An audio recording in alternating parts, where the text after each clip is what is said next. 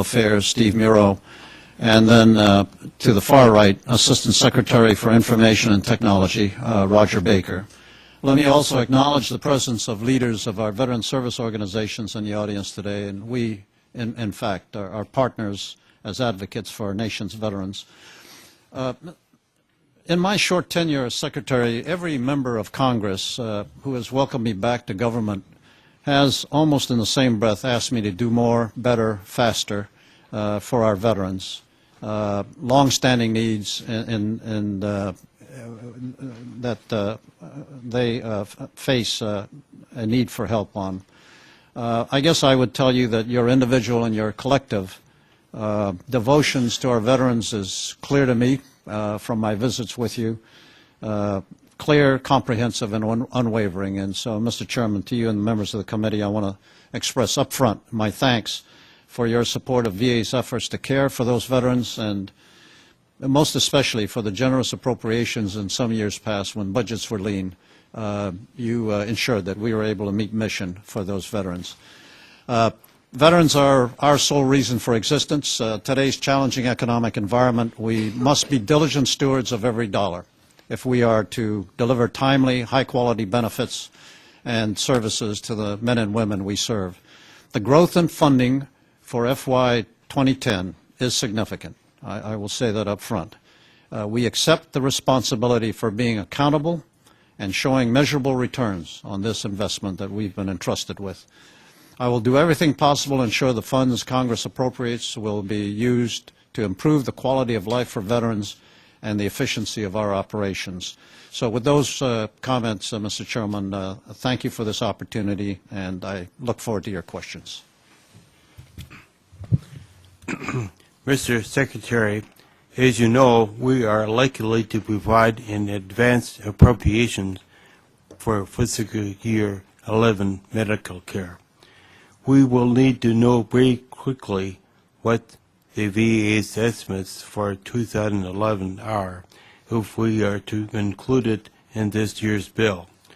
When do you expect to be able to give this committee an FY11 estimate for the medical care accounts? Mr. Chairman, I am in fact in meetings with OMB as I was preparing to come over here to do just that. I hope to have some numbers this week that I would like to share with you as soon as those negotiations are complete. Mr. Secretary, I was pleased to see that the VA has requested $250 million in the FY10 budget to continue the Rural Health Initiative that was started in 2009. How do you plan to use the funding requested in the FY10 budget? Well, Mr. Chairman, actually, as it turns out, the $250 million that was provided to us in 2009, about 90 million of that will actually be executed, and so there'll be a carryover of about 190 million. So in 2010, we are looking at a $440 million set of funds to disperse. We will be looking at mobile rural health clinics and 4 pilot sites, outreach clinics in 8 VISNs, 3 regional rural health resource centers, and a host of other initiatives, pilot as well as programs put into place that I'd be very happy to provide you some more detail on for the record. What process do you have to evaluate the success of projects funded under this initiative?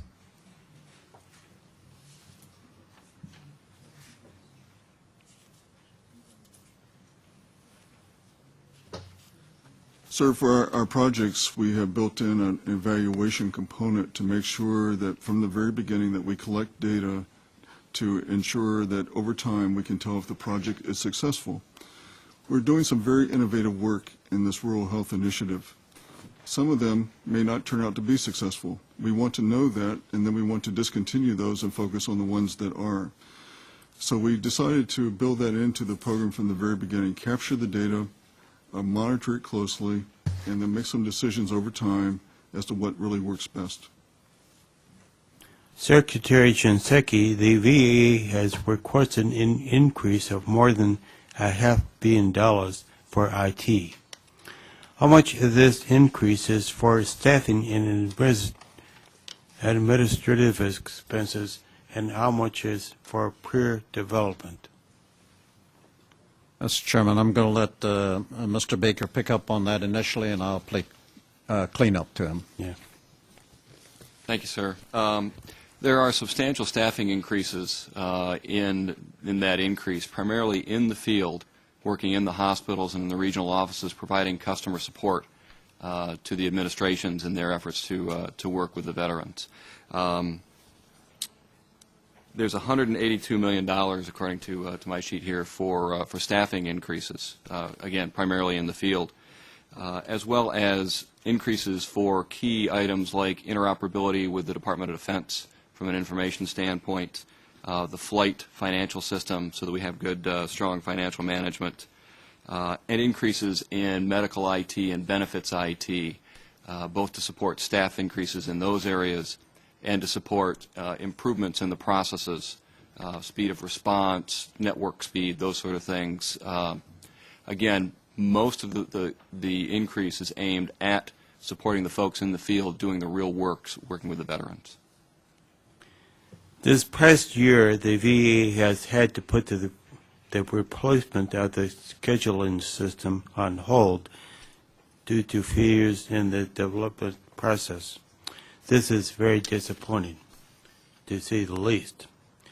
What are your plans to improve the way IT systems are developed to ensure that we don't repeat this failure? And how do you plan to improve oversight of development projects? Mr. Chairman, I don't think there's anybody more disappointed in the fact that we had to put in place a strategic pause with the scheduling replacement project than I was. We have put in place a set of procedures that are going to govern us going forward, everything from oversight boards to how we set projects up for success. I'll let Mr. Baker, Secretary Baker, talk about the details of that, but what I've asked that we do is to go through and look at every program that we have in our IT projects and subject them all to the same level of scrutiny that we've just gone through with scheduling, and out of which we have gotten significant learning on how to do this better. Thank you, sir. We are looking at a substantial change in the way that we manage information technology programs at Veterans Affairs and plan on briefing your staffs on the details of this in the coming week. We've reviewed approximately 282 ongoing development programs at the department, and that initial review was on analyzing certain aspects such as were they on schedule, were they on budget, did they have sufficient staff to complete the project successfully. Although it's preliminary, the result of that review is fairly clear that we need a substantial change. And as I said, we will bring that forward next week. But we have to make certain that we implement for our programs clear decision criteria, better control of the programs, decreased infusion of new requirements in the middle of the program, clear participation of the internal customer that will be receiving the new system in the success of the program, clear attention from the vendor that's working on this and their participation and success, and most fundamentally important, we need to increase the probability of success for these programs. We do not have a good track record now, as Secretary Shinseki said. It is one of the first things that I felt I needed to focus on, and it will be one of the first things that we bring forward to tell you about how we're going to fix that problem. I want to raise the issue of problems in coordination between the VA and the Indian Health Service. I was will submit a formal question for the record, but wanted to flag the issue while you were here. Senator Hutchinson? Thank you, Mr. Chairman. Mr. Chairman, I would just say to the Secretary and the Assistant Secretary that I, too, am very concerned